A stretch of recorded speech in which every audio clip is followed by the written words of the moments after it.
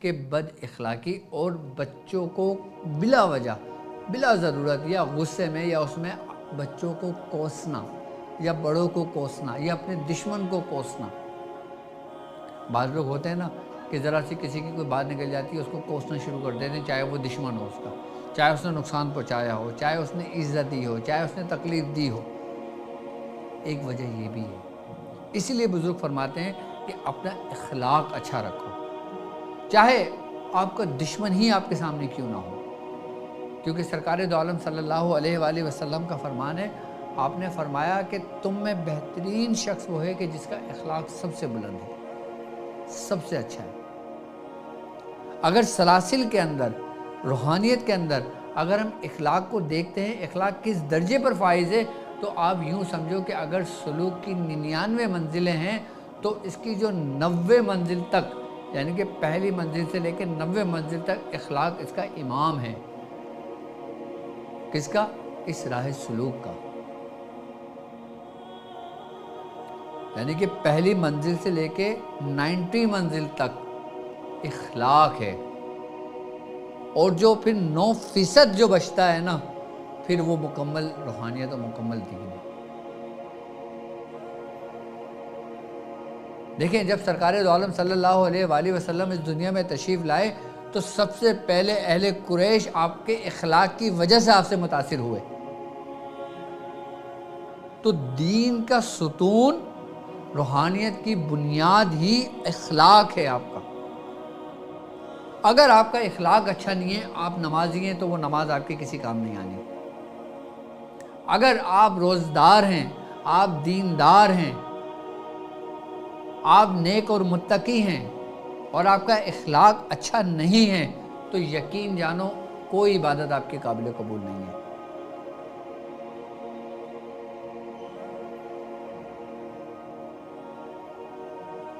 اگر آپ کا اخلاق اچھا ہے اور پھر آپ دیندار ہو، پھر آپ نماز پڑھتے ہو، پھر آپ روزہ رکھتے ہو، تو یہ ایسا ہے کہ جیسے 100+100.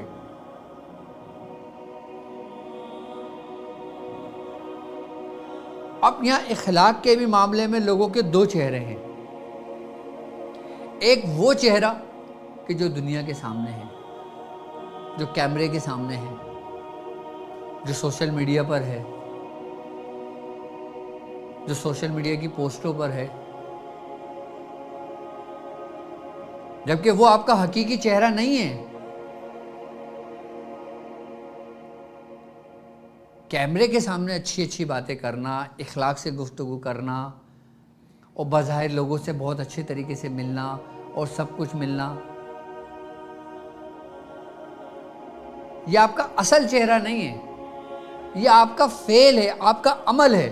اور اگر یہی عمل آپ کے گھر والوں کے ساتھ بھی ہے، یہی عمل میں آپ کو استقامت ہے، تو یہی عمل آپ کے لیے سب سے افضل ہے. اور اگر آپ کا ایک چہرہ جو سوشل میڈیا کا ہے اور دوسرا چہرہ جو سوشل میڈیا سے ہٹ کر ہے، پھر یہ منافقت ہے.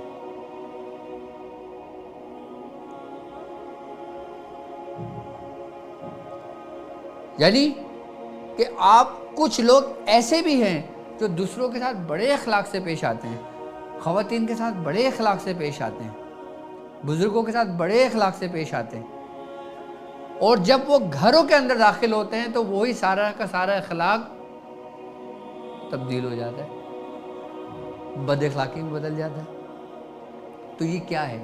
تو ایسا اخلاق آپ کے کسی کام کا نہیں ہے.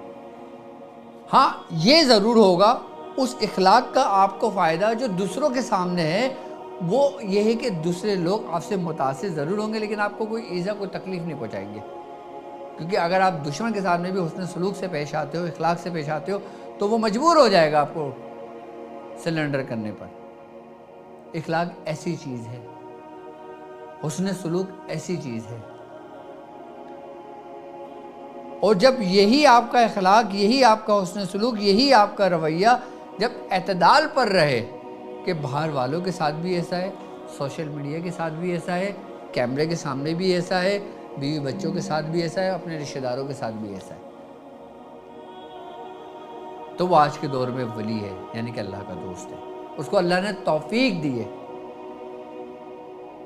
اگر آپ چاہو، قرآن کہتا ہے کہ ہدی للمتقین الذین، کہ ہدایت ہے متقیوں کے لیے، پرہیزگاروں کے لیے۔ اگر تم اپنے رب سے ہدایت چاہو تو سب سے پہلے، یہاں تک کہ پرہیزگاری سے بھی پہلے اگر ہم اسٹیپ اٹھاتے نا تو وہ اخلاق کا درجہ بنتا ہے۔ اخلاق ایسا زینہ ہے کہ جو پہلا قدم اخلاق کے زینے پہ رکھ کے اور آخری قدم ہمیں اس مقام تک ہو جاتی ہے جو ہماری سوچ سے ماور آئے۔ میں نے خالی اخلاق سے لوگوں کو کامل ہوتے ہوئے دیکھا ہے، اور اخلاق کی وجہ سے میں نے گھر میں برکتیں دیکھی ہیں، حسن سلوک کی وجہ سے، یہاں تک کہ سرکار دو عالم صلی اللہ علیہ وآلہ وسلم کا فرمان ہے کہ تم اگر چاہو کہ تمہاری عمر میں اضافہ ہو، تم اگر چاہو کہ تمہارے رزق میں برکت ہو، تم اگر چاہو تمہاری زندگی میں برکت ہو، تو اپنے رشتہ داروں کے ساتھ حسن سلوک سے پیش آیا کرو، اچھے اخلاق سے پیش آیا کرو۔ یہ رسول اللہ صلی اللہ علیہ وآلہ وسلم نے فرمایا۔ یعنی کہ اچھے اخلاق سے پیش آنا، اس میں تمہاری عمر بھی بڑھتی ہے۔ یہ میں نہیں کہہ رہا، یہ حضور کا فرمان ہے۔ اور روحانیت میں بھی، سلاسل میں بھی، پیری مریدی میں بھی، اور یہاں تک کہ ہمارے دین میں بھی،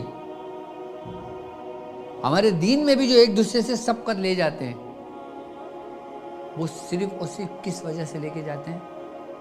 اگر ان کا اخلاق اچھا ہے تو وہ متقی ہیں، اور جو متقی پرہیزگار ہیں وہ ایک دوسرے سے تقویٰ لے گئے، سبقت لے گئے۔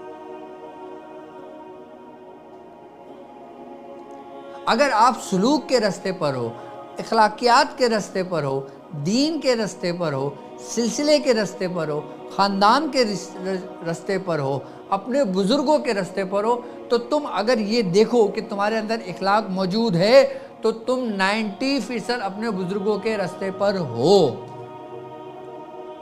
یہ سب سے بڑی دلیل ہے بزرگوں کے رستے پر ہونا کہ تمہارے اندر اخلاق کا ہونا۔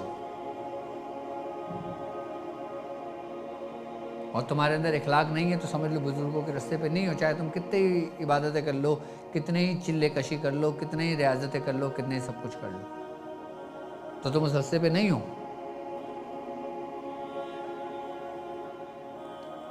عبادت گزار ہونا، چلہ کشی کرنا، کثرت ریاضت کرنا، یہ اس چیز کی دلیل نہیں ہے کہ تم بزرگوں کے رستے پر ہو، بلکہ تمہارے اچھے اخلاق تمہارے اندر ہونا یہ بزرگوں کی دلیل ہے، کیونکہ جو انسان جیسی صحبت اختیار کرتا ہے اس کے اندر اس جیسا بیج جنم لیتا ہے، اور پھر وہی بیج جب پھوٹتا ہے تو پودا اور پودے سے درخت، درخت سے پھلدار درخت بن جاتا ہے، پھر اس سے دنیا فائدہ اٹھاتی ہے۔ اب تمام اولیاء کرام کی تعلیمات اٹھا کے دیکھ لیں، اب تمام انبیاء کرام کی تعلیمات اٹھا کے دیکھ لیں، ہسٹری پڑھ لیں آپ، کہ تمام اللہ کے نبیوں کا اخلاق سب سے بلند رہا ہے، سب سے اچھا رہا ہے۔ یہاں تک کہ طائف کے موقع پر جب سرکار دو عالم صلی اللہ علیہ وآلہ وسلم دین کا پیغام تبلیغ کرتے تھے تو وہاں کے لوگوں نے پتھر تک آپ کے مارے، یہاں تک کہ آپ کے جوتے خون میں بھر جایا کرتے تھے۔ تو اللہ کے دوستوں نے تو ابتدائی وقت میں اتنی تکالیفیں اٹھائیں، لیکن پھر بھی اپنا اخلاق نہیں بدلا، حسن سلوک نہیں چھوڑا۔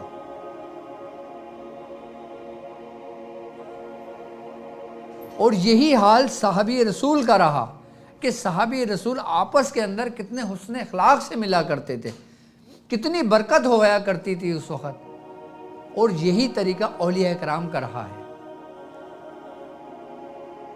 لیکن آج کل میں کیا دیکھتا ہوں سوشل میڈیا پہ کہ لوگوں نے اخلاق کے دامن کو چھوڑ دیا اور یہ کہا کہ تو صحیح ہے، تو غلط ہے، میں صحیح ہوں، یہ ایسے نہیں، یہ ایسے، فلاں یہ تھا، فلاں یہ تھا، فلاں وہ تھا، فلاں یہ تھا، یہ تھا، تمہارا عقیدہ یہ ہے، میرا عقیدہ یہ ہے، تم کافر ہو، میں مسلمان ہوں، میں مسلمان ہوں، تم کافر ہو۔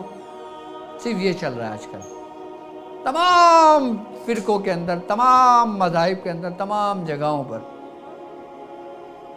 کہیں بھی اخلاق کا درس نہیں ہے، کیونکہ ہم نے اس کو کھو دیا ہے، وہ سرا ہم نے گم کر دیا ہے۔ تو خدارا اگر تم اپنے دین کو بچانا چاہتے ہو، اپنے ایمان کو بچانا چاہتے ہو، تو اپنے اندر سے حسن اخلاق ختم نہ کریں۔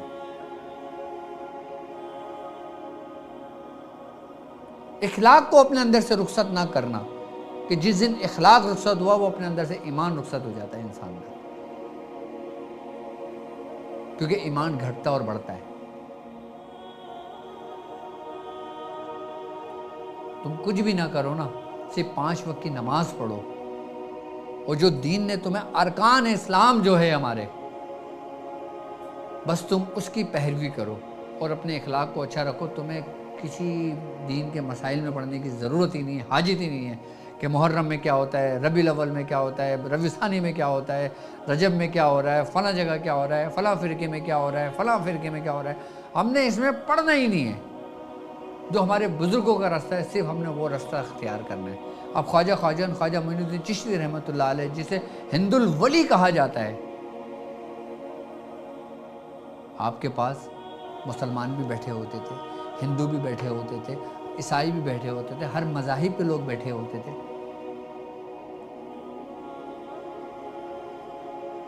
آج بھی ہندو ان کے دربار پہ جاتے ہیں، آج بھی مسلمان ان کے دربار پہ جاتے ہیں.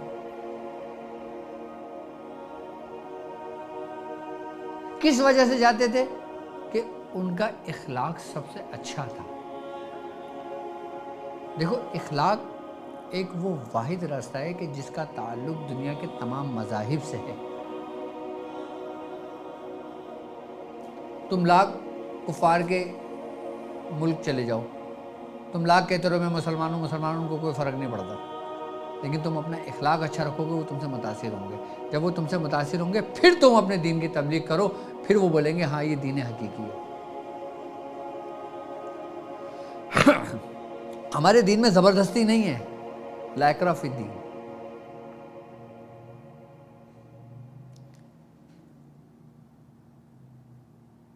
ہماری روحانیت کی، سلوک کی تمام، اگر تم چاہتے ہو نا، تم یہ دیکھنا کہ تم سلوک کے کس منزل پر ہو، تم اہل سالک ہو بھی یا نہیں، تمہارا سلوک کا سفر چل بھی رہے یا نہیں، تو تم اپنے اندر اخلاق کو دیکھو. اگر تم اپنے اندر اخلاق کو پاؤ تو تم سمجھ لینا کہ تم اعلیٰ منزل پر ہو، کامیابی کی طرف ہو.